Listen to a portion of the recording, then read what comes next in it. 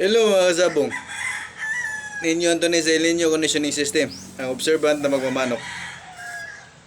Sa mga OFW dyan na gusto matuto magtari, may pagpapraktisa na kayo dyan. Siguro naman, may tinidor dyan.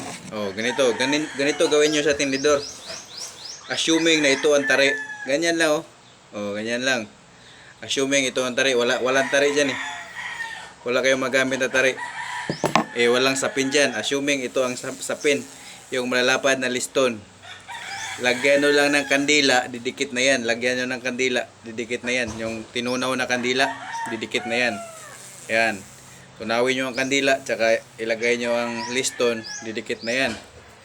Tsaka kumuha kayo ng sinulid na medyo makapal-kapal. Yung gamit sa pamimingwit. Leather na sapatos na luma, pormahin nyo na ganito. Leather to na sapatos gawa ko to. Leather na sapatos na gawa ko. Yan. Ito gamit, maraming beses na to nanalo. Marami na, umistraight na to ng 7 beses na panalo. Ito leather na gawa ko. Tsaka sinulid. Sinulid na gamit sa pamimingwit. Pwede yun. Lagyan nyo din ng tinunaw na kandila. Maganda yung scented candle.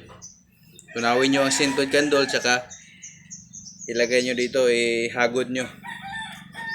Didikit na yon. Para matuto kayo, kumuha din kayo kung may makuha kayong paa ng manok, mas maganda. Pero ito sa akin, ito praktisanan ko, hindi babaho to.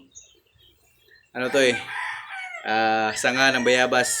Tsaka lagyan mo lang ng marking dyan. Yan kunyari ang gilid ng maliliit na kaliskis. Yan ang lalagyan ko. Diyan ko ibabase ang paglagay ko ng leather boots. Palagay natin. Ito sa baba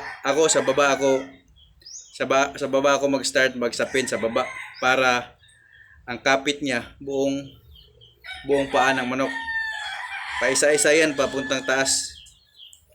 Hindi ko yan ipapatong muna. Paisa-isa muna yan, papuntang taas. Ganyan. Ganyan ang itsura niyan. Tsaka ako bababa. Babalik pababa.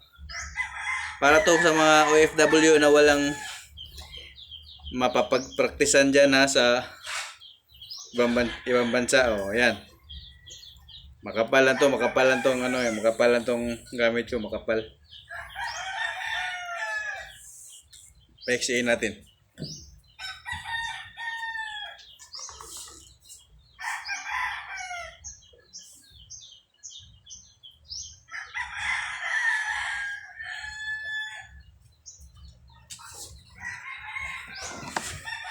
Ito.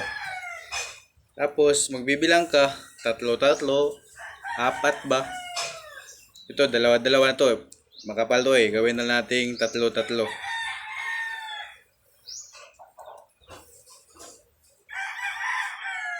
Yan. Palagay natin, maayos na yan.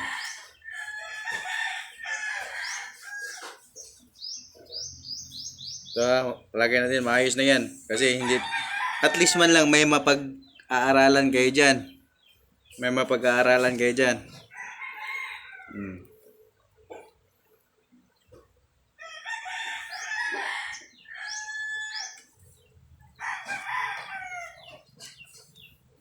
Panoorin nyo lang yung mga tutorial. At least may mga gamit kayo dyan sa pagtatari. Kahit walang tari dyan. Kalagay nyo leather boots, ito sapatos lang to. Kaya ito gawin nyo. Pormahin nyo lang na ganyan.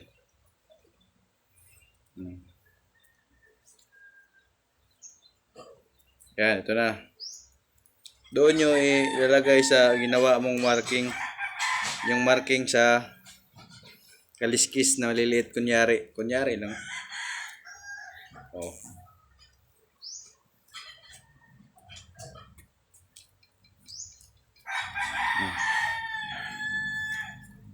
Medyo naiksiyan pagputol. Ulitin natin. At least may gamit na kayo liston na malapad.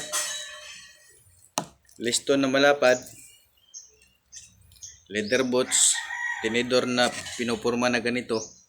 At least mayroon na kayong kunyari tari. Para magpraktisan ba, wala kayong ginagawa, mayroon kayong mapagpraktisan. Maging creative lang kayo. Yan. Ganito pag sabihin, dito sa baba una ha, una.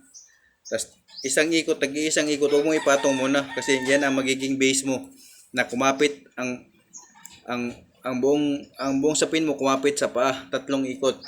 Balik ka naman sa baba. Duha. Nakapatong yan duha. O duha. Sa baba naman duha. So ang base mo, madikit talaga yan sa paa. Tapos 3, 4. Bila naman. O 3, 4. Lagay mo yung leather boots.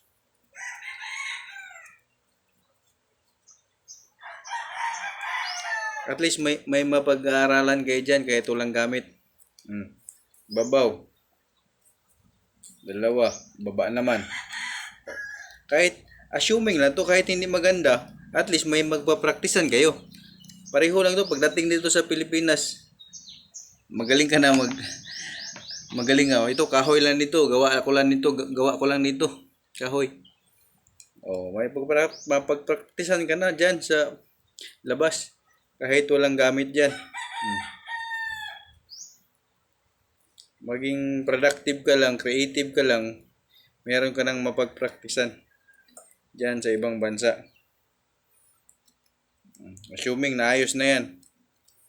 Kasi makapal to napili ko na napili ko na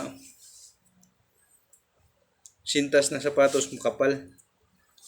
Assuming na yan.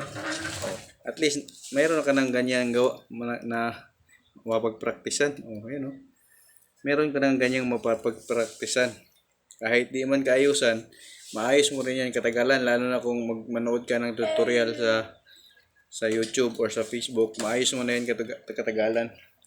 Ganyan, maging productive ka lang, maging creative ka lang. Listong ng sapatos, tinidor, yung tali ng pamingwit, or hilo, tanod, sinulid na makapal-kapal. Yan, may paglalagyan ka na. Yan, ganito na forma niyan. Ganyan na. May paglalagyan ka na. Kasi ito sinulid mo. Sinulid mo 3 dipa. O 2 dipa. Ito mahigit 2 dipa. Tingnan natin ko. Gano'n to kaba. Binili ko to 5 or 6 ba to? Tingnan natin kung ilang dipa. At least may magpapraktisan na kayo. Ang pag-asinta, madali na lang yan. Ang pag-asinta sa puwet lang yan o di kaya tuhod, madali na lang yan. Pare-pareho lang yan. Ang nakasintang tuhod, iasintayan mo yan sa puwet, tatama din yun. 1, 2, 3, 4 pala to, 4 na dipa. 4 na dipa ang sinulid. Yan. Tapos ayusin natin kasi hindi kumapit. Hindi masyado kumapit. Kasi assume natin na gano'n na yun. At least mayroon kayong pagpraktisan ba? Madali na lang. Ito tari. Kunyari. Ito tari. Lagyan nyo din yan. Ganun lang. May magpapraktisa na kayo. May mapagpraktisa na. Hindi na kayo mabuboring dyan habang nasa ibang bansa kayo. Hindi na kayo mabuboring pagkakabit ng tari. Pwede na kayo magkabit ng tari kahit nandyan kayo. Pag uwi mo sa Pilipinas, magaling na kayo kumabit kasi natututo na kayo dyan kahit wala kayong gamit. Tinidor lang yan. Putulin nyo para di mabigat. Bagong gawa ko lang to. Ngayon ko lang to para lang may sample ako sa mga OFW ba, para pag uwi nyo magaling na kayo kumabit ng tari. Hindi na kayo mag-aaral pa Oh. Yan, kabit natin.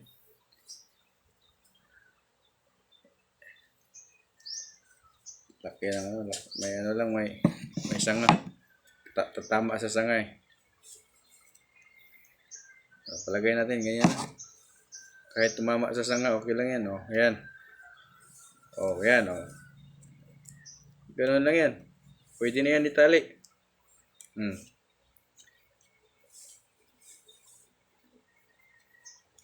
Magbilang ka, yung swerte mong bilang. Ako, 7-7 ako eh.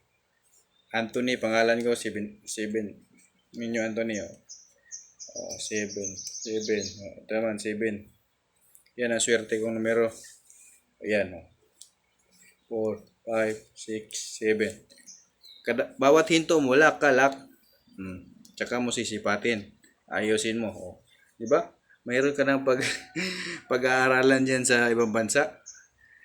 Sintas ng sapatos, sinulid na makapal-kapal, kumuha ka ng kahoy din na maliit, 1.2